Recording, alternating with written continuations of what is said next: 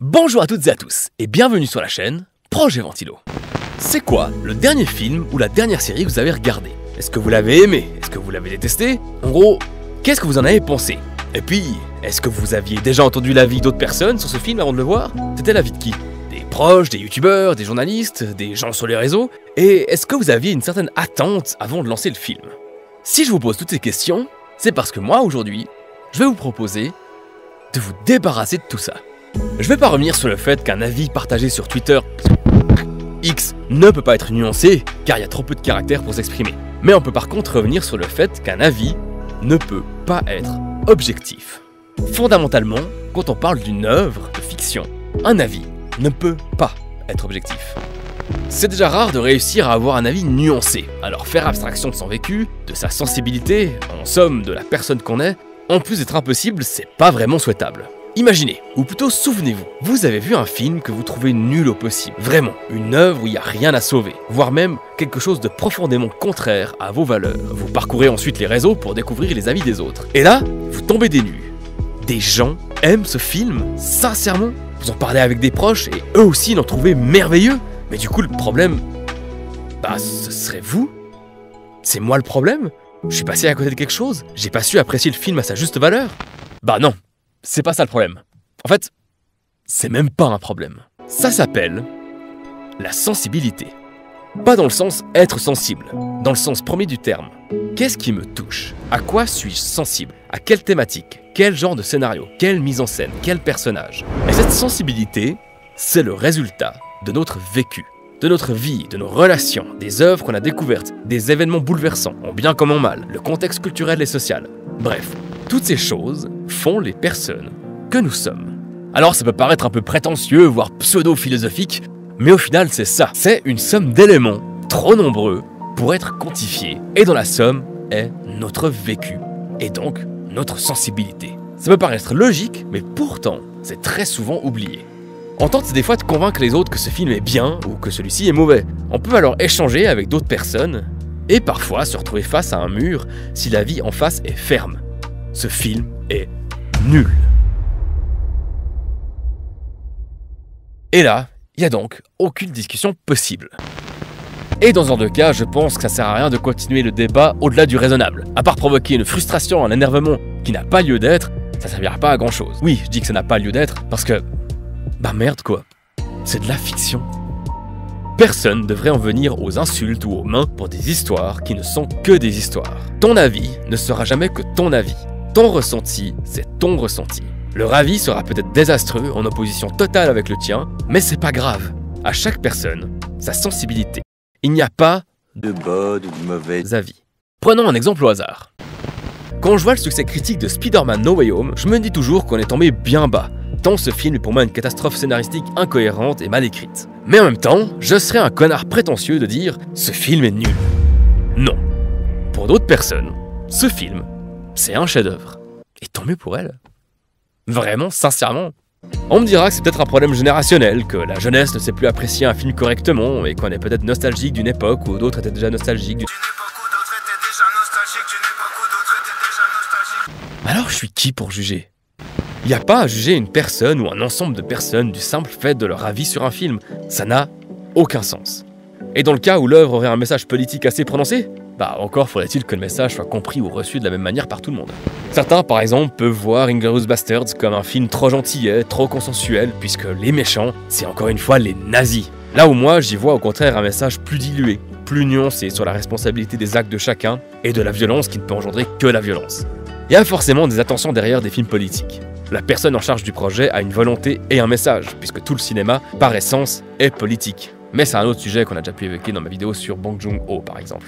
Mais derrière tout ça, au-delà de toute considération idéologique, il y a des gens. Eux, elles, toi, vous, moi, nous. Et parfois, au milieu d'un contenu de plus en plus oubliable, fourmillant de films et séries prévus pour la consommation et la rentabilité des abonnements, parfois, là, au milieu de tout ça, il y a la découverte d'une perle. Quelque chose qui nous touche au plus profond de notre âme.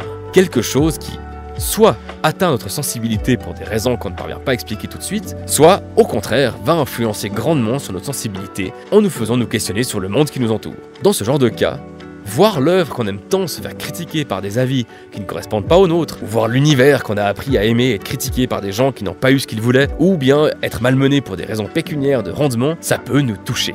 Et c'est normal, cette fiction fait partie de nous. Alors, on se sent blessé. Et aujourd'hui, se sentir blessé, eh bien, on peut le crier sur le toit du monde. Internet.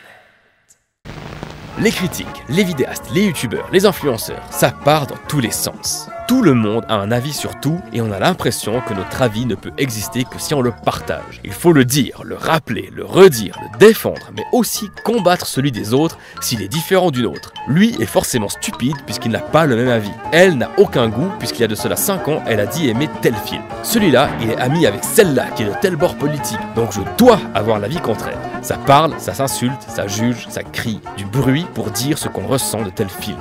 Et il faut vite en parler pour être sûr d'avoir un avis avant les autres. Pour faire des vues, il faut dire, partager, redire, suer pour l'algorithme, crier pour être vu. Et stop. Silence. Et vous savez quoi? Venez. On regarde juste un film ensemble. Et on en discute après. On échange, même si on n'est pas d'accord. On passe un moment hors du temps, ailleurs. Voyageons dans une fiction qui nous permet peut-être de nous échapper d'un quotidien parfois un peu trop morne. Peu importe la vie des autres, on profite de l'instant. On se plonge dans ce récit et on garde son avis pour soi et... juste avant la séance, j'adore ce moment. Après les pubs de voitures et d'opticiens, les bandes annonces, trailers, extraits, teasers, tout ça pour créer la tant espérée hype, l'attente. Alors vite, il faut parler du fameux trailer qui annonce le fameux teaser du prochain fameux film, de telle fameuse saga. Il faut avoir un avis là-dessus. J'appartiens à un groupe. J'entretiens la hype. J'ai un avis. Mais cet avis, c'est pas le mien? Ou bien oui? Merde. Je sais même plus si c'est mon avis ou celui des autres. Mais c'est pas important. J'existe. Parce que j'ai partagé mon ressenti sur quelque chose qui n'est même pas encore sorti. Quelque chose qui n'est même pas encore terminé. Cette œuvre qui sera probablement modifiée en fonction de mon avis, de notre avis. Parce que ça, c'est forcément bien, donc ça, c'est forcément nul. Ce film est extraordinaire, la plus grande œuvre que l'humanité a conçue depuis la naissance de Nicolas Cage. Celui-ci, par contre, c'est la pire des merdes, c'est à chier. Il nous arnaque, ces studios de merde, et il nous vole notre argent et notre temps, ces encolés de fils de pâte. Au final, la solution, c'est quoi? On a quand même envie d'entendre des avis avant de payer sa place de ciné ou de prendre plusieurs heures pour regarder un film. Donc on a tendance à écouter les personnes avec qui on a certaines affinités. On a peut-être meilleur temps de n'aller chercher que les avis des gens qui ont une sensibilité qui se rapproche de la nôtre. Mais une sensibilité, ça évolue. Un avis, ça évolue. Et un instant, ça ne dure qu'un instant. Perso, j'ai pris plus de plaisir à regarder 2010 que 2001, l'Odyssée de l'espace. Parce que j'ai trouvé cette suite beaucoup plus divertissante. Parce que j'ai pu m'attacher aux personnages en m'extirpant de la froideur chirurgicale du film de Kubrick. Parce que sur le moment, c'est ce que j'avais envie de voir. Un film pas aussi grandiose que 2001. Pas aussi intellectuel, entre guillemets.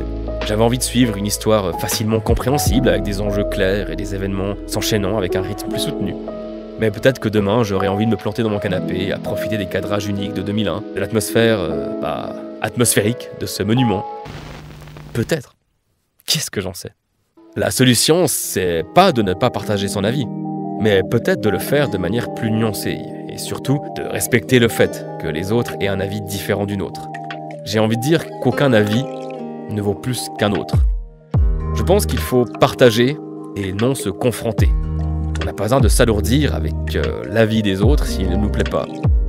Il faut que discuter avec quelqu'un d'une heure de fiction, au moins, nous apporte quelque chose. Et ça, c'est que mon avis.